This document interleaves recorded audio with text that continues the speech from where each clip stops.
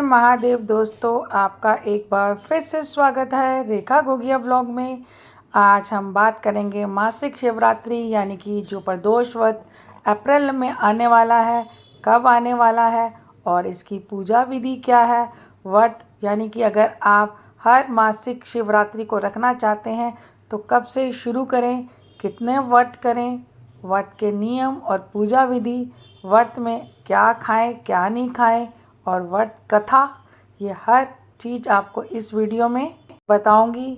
और क्या हर सुहागन को ये व्रत करना ज़रूरी है और इसे रखने से क्या फल की प्राप्ति होती है। तो बने रहें मेरे साथ इस वीडियो में, क्योंकि अगर अंत तक आप इस वीडियो को देखेंगे तभी आपको पता चलेगा कि व्रत के क्या क्या नियम है, पूजा विधि सब आपको तभी पता। और चैनल को लाइक, कमेंट और सब्सक्राइब करना ना भूलें। चलिए शुरुआत करते हैं वीडियो की। चतुर्दशी तिथि पर शिव पार्वती का विवाह हुआ था और कहा जाता है कि हर महीने के कृष्ण पक्ष की चतुर्दशी तिथि की रात को शिव और पार्वती जी एक साथ भ्रमण करने निकलते हैं। इसे मासिक शिवरात्रि कहा जाता है। इस दौरान भगवान शिव का रुद्र अभिषेक और मंत्रोच्चारण के साथ पूजा पाठ करने से भक्तों को धन, ऐश्वर्य और संतान और सुख की प्राप्ति होती है। अब चैत्र मास का महीना चल रहा है और चैत्र मास में मासिक शिवरात्रि की डेट जानते हैं। शिवरात्रि 7 अप्रैल रविवार को मनाई जाएगी। इस दिन शिव पूजा रात में निश्चिता काल मुहूर्त और रात्रि के चारों पहर में उपासना की जाती है। महादेव की कृपा से साधक के जीवन में खुशियों का आगमन होता है। अब जानते हैं शुभ मुहूर्त। पंचांग के अनुसार चैत्र मासिक शिवरात्रि 7 अप्रैल 2024 को सुबह 6:53 पर शुरू होगी और अगले दिन 8 अप्रैल 2024 को सुबह 3:31 पर इसका समापन होगा। समय प्रातः 12 बजे से लेकर 12:45 पर 8 अप्रैल जब शिव पूजा होगी तब सोमवार लग चुका होगा। ऐसे में शिव पूजन में साधक को दुगना लाभ प्राप्त होता है। तो अब बात करते हैं कि इस दिन पूजा की विधि क्या होती है। इस शुभ अवसर पर भक्त प्रातः उठकर स्नान कर सुबह उठते ही व्रत का संकल्प लें और एक वेदी स्थापित करें और इसे विधि के अनुसार सजाएं। फिर शिव परिवार की प्रतिमा स्थापित करें, उनका पंचामृत से स्नान कराएं, महादेव और को सफ़ेद चंदन का तिलक लगाएं, देवी पार्वती को कुमकुम का तिलक लगाएं और गलती से ही कुमकुम का तिलक भगवान शिव को ना लगाएं और गाय के एक दिया जलाएं और खीर का भोग लगाएं। सफ़ेद फूलों की माला अर्पित करें। बेलपत्र पूजा में अवश्य शामिल करें।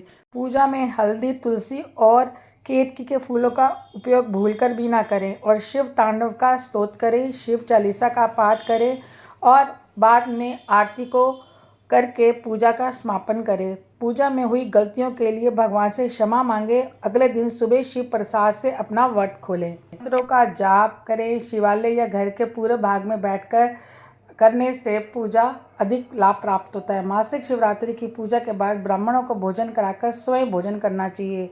मासिक शिवरात्रि का व्रत जो भी भक्त पूरे श्रद्धा भाव से करता है उनके माता पिता के सारे पाप नष्ट हो जाते हैं, साथ ही स्वयं के सारे कष्ट दूर हो जाते हैं। उस व्यक्ति को जीवन के सारे सुख, ऐश्वर्य, दीर्घ आयु सब प्राप्त होते हैं और संतान आदि की प्राप्ति होती है। ऐसा कहा जाता है इस व्रत को करने वाले व्यक्ति की सभी मनोकामनाएं पूर्ण होती हैं। जानेंगे कि शिव जी को मासिक शिवरात्रि पर क्या क्या भोग लगाएं।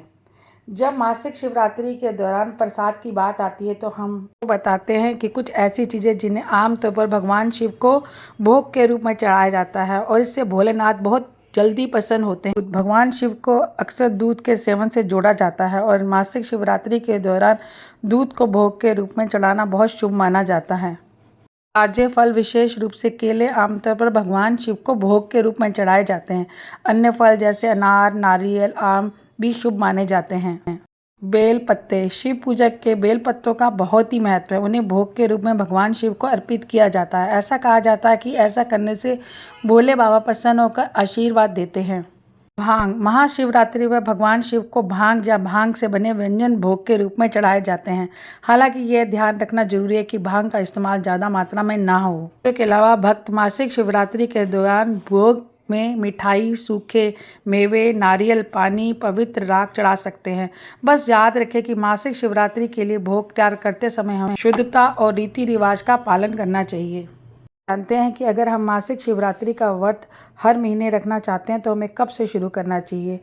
तो उन्हें मासिक शिवरात्रि का व्रत का आरंभ महाशिवरात्रि के दौरान ही करना चाहिए। इस व्रत को महिला और पुरुष दोनों कर सकते हैं, कन्या भी कर सकते हैं और पुरुष भी कर सकते हैं। कोई भी इस शिवरात्रि को कर सकता है। लेकिन अगर सुहागन औरतें अगर शिवरात्रि का व्रत रखती हैं, जैसे 16 सोमवार लोग रखते हैं, अगर वो मासिक शिवरात्रि रखती हैं तो उनके घर परिवार में सुख समृद्धि और घर के अंदर बरकत बनी रहती है और सुहाग हमेशा बना रहता है। तो मासिक शिवरात्रि का इतना ज़्यादा महत्व है।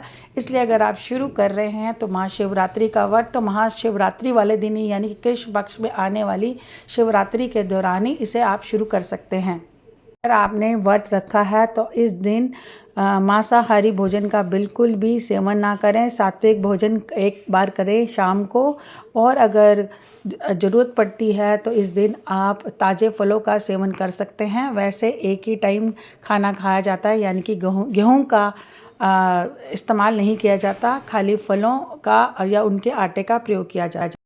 करने के बाद कथा भी जरूर पढ़ें, ये भूलें नहीं। चलिए थोड़ी सी कथा मैं आपको बताती हूँ। शिव पुराण के अनुसार प्राचीन काल में चित्रभानु नामक का एक शिकारी रहता था। वो जानवरों की हत्या कर कर अपने परिवार को पालता था। वह एक साहूकार का कर्जदार था, लेकिन उसका ऋण समय पर नहीं चुका पाता था। तो एक दिन साहूकार को बहुत गुस्सा आता है और वो शिव मठ में बंदी बनाकर उसे ले आता है। संयोग से उस दिन शिवरात्रि होती है, साहूकार के घर पूजा हो रही होती है।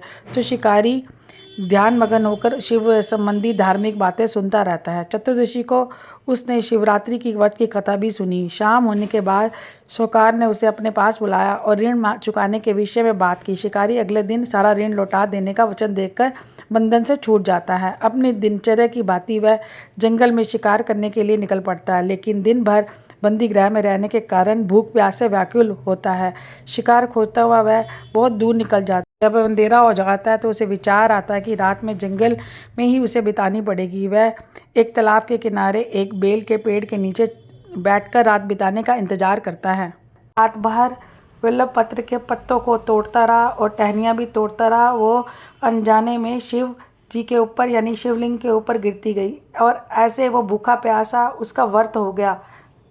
रात्रि पहर बीत जाने पर एक हिरन जो गर्भिणी थी, वो पानी पीने के लिए पहुंची उस तालाब के पास। उसने धनुष और तीर चढ़ाकर जो ही प्रत्यंचा खींची, हिरनी बोली, मैं गर्भिणी हूँ और शीघ्र ही प्रसव करूँगी। तुम एक ही साथ 2 जीवों की हत्या करोगे तो ठीक नहीं होगा। मैं बच्चों को जन्म देकर शीघ्र ही तुम्हारे पास आ जाऊँगी, तब तुम मुझे मार देना। शिकारी ने प्रत्यंचा ढीली कर दी और हिरनी जंगल झाड़ियों में विलुप्त हो गई। प्रत्यंचा चढ़ाने पर ढीली करने के वक्त कुछ बिल्व पत्र अन्याय से टूटकर शिवलिंग पर गिर गए। इस प्रकार उसे अनजाने में प्रथम पहर का पूजन भी संपन्न हो गया। बाद एक और हिरनी उधर से निकली। शिकारी का प्रसन्नता का ठिकाना न रहा। समीप जाने पर उसने धनुष पर बाण चढ़ाया।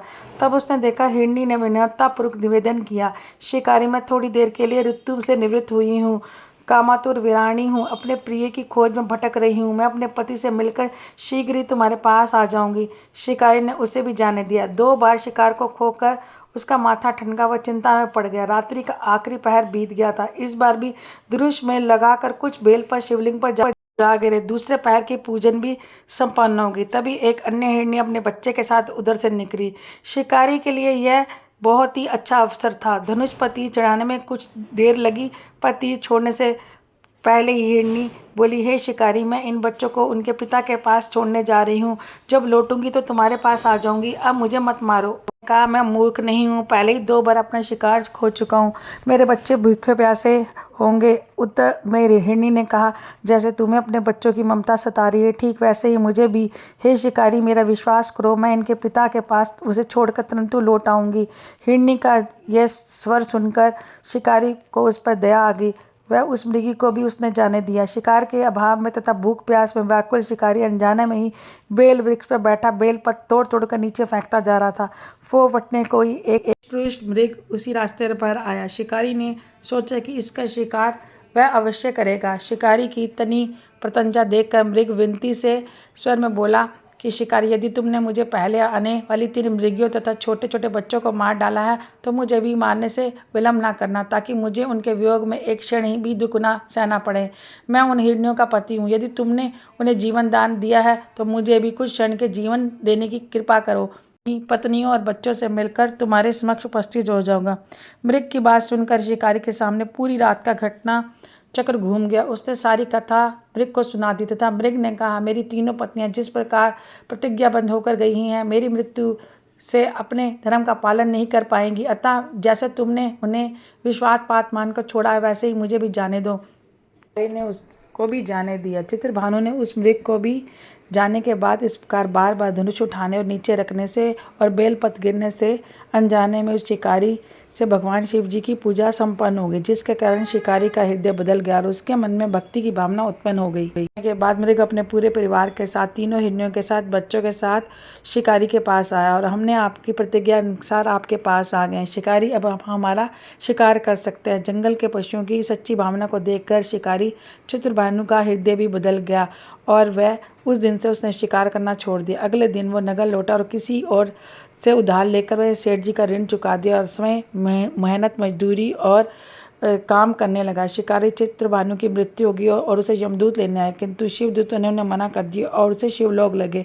इस प्रकार चित्रभानु को शिवलोक जाने के बाद मोक्ष की प्राप्ति हुई। तो दोस्तों, ये थी शिववत की मासिक कथा, यानी कि शिवरात्रि की मासिक कथा, और विधि, पूजा विधि, समय सब मैंने आपको बताया है। वीडियो को पूरा देखिए, अच्छा लगे तो लाइक, कमेंट और सब्सक्राइब जरूर करें और मिलते हैं नेक्स्ट व्लॉग में। तब तक के लिए हर हर महादेव कमेंट में ना करना भूलें।